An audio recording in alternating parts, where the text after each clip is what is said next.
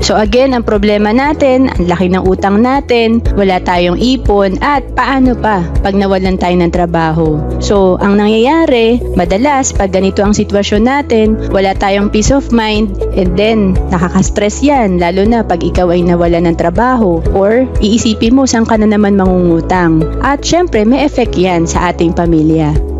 To improve quality of life, changes must be made. Siyempre, para tayo ay umunlad, kailangan may gawin tayong iba.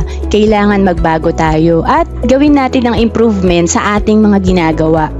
Ang good news, kahit ikaw ay baon sa utang, walang ipon, or anytime pwede kang mawalan ng trabaho, lahat ng yan may solusyon. Pwede kang maging debt-free, pwede kang makaipon, at syempre, pwede ka naman magkaroon ng other source of income or backup career para hindi ka problemado sa iyong income. Importante na maintindihan natin yung tinatawag na solid financial foundation. Sa bahay, malalaman natin yung bahay natin kung matibay kapag may dumating na bagyo. So pag nakatayo pa rin to, ibig sabihin matibay ang pundasyon. Pero pag ito ay nasira, talagang mamumroblema tayo. So ganun din po pagdating sa ating financial house. Meron din palang tinatawag na financial house or financial foundation. To know more about savings and investment, message mo lang ako sa FB, Ron Celis Capistrano.